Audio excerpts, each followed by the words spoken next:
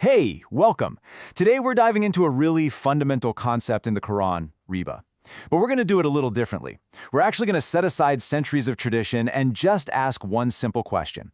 What does the Quran itself have to say about it? So let's jump in. And right off the bat, here's the core of the whole discussion. On the one hand, you have the view most of us have heard. Riba is financial interest. But the Quran-only perspective we're looking at today suggests something completely different, that riba is a swollen persistence in wrongdoing. So, is this about economics, or is it about our own psychology? That's what we're here to figure out. So, how are we going to get to the bottom of this? Well, we've got a roadmap. First, we'll look at a major contradiction. Then, we're going to let the Quran be its own dictionary. After that, we'll unlock a key verse, test out this new meaning everywhere else it pops up, and then see what conclusion we can draw. Okay, let's dive right into part one, a common contradiction. We're going to zoom in on the main verse that's always used to define riba, which is 2:275, and a pretty big logical problem that shows up when you read it the traditional way. So in this verse, you have people saying, trade is just like interest. But hang on a second, just think about that statement. Does that comparison really make any sense? I mean, let's just be real for a moment. Is the act of buying a cup of coffee or selling a house, is it really identical to charging interest on a loan? The argument here is that these two things aren't even in the same ballpark. And this very strange comparison is our first big clue that maybe, just maybe, something got lost in translation. Okay, so to crack this puzzle, we've got to define our terms. And for this next part, we're going to do something crucial.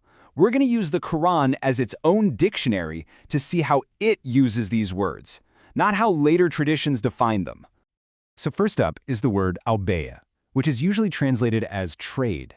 But if you look at how it's used in verse 9:111, it talks about God purchasing the lives of believers. Now obviously this isn't a business deal, it's a moral one. It's about giving up a harmful state for a truthful one. So al-bayʿ seems to mean something more like an ethical exchange. And now for the big one, al-riba. The actual root of the word means to grow, to inflate, to swell up beyond its natural size. The Quran uses this root to talk about things like swelling arrogance or wrongdoing that just gets bigger and bigger. You see, it's a concept of moral inflation, not dollars and cents. All right, so now we have our new definitions. For section 3, let's head back to that key verse, 2:275, and see what happens when we plug in ethical exchange and swollen persistence. And what's amazing is, the verse basically defines the terms for us. It sets up this really clear contrast. It says when a warning comes and someone stops doing harm, that's al-bayʿ, the ethical exchange. But if they go back and repeat the wrongdoing, that's al-riba, the swollen persistence.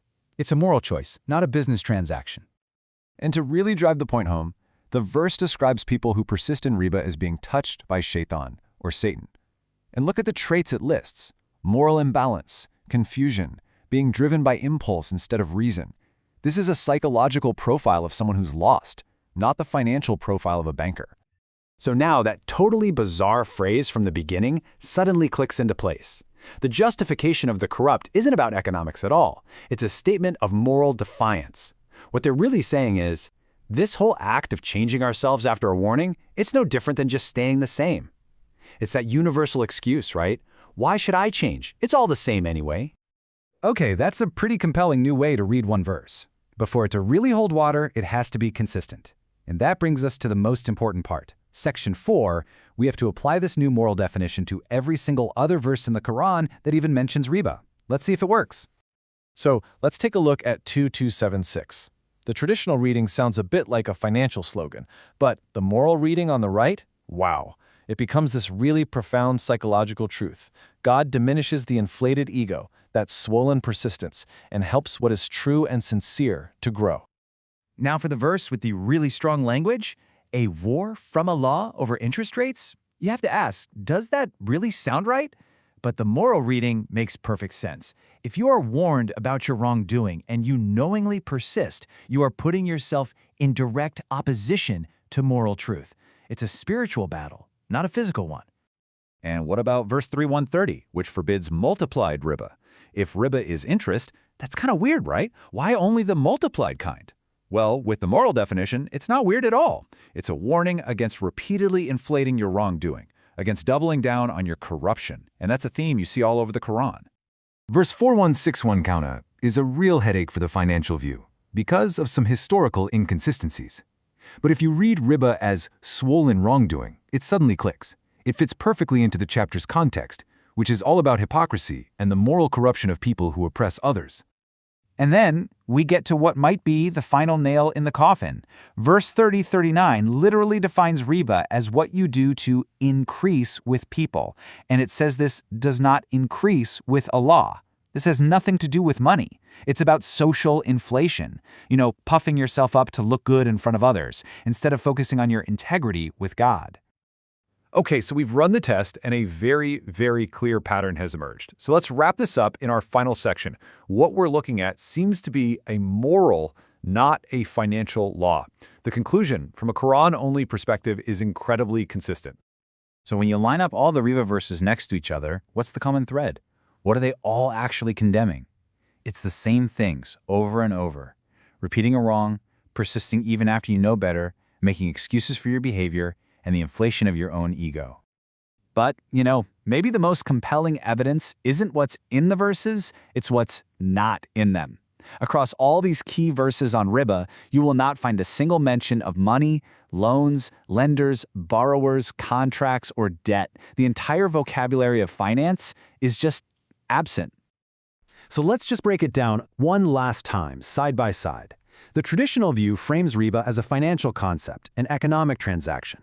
But the Quran-only view we've walked through today shows it as a moral concept, a psychological act of persisting in what's wrong. The domain isn't the bank, it's our own conscience. So if it's not in the Quran, where on earth did the interest rate interpretation come from? Well, the argument concludes that it's a later invention, something that developed over many, many centuries of religious law and theology, sources that are outside of the Quran itself. And that leaves us with one last pretty big thought.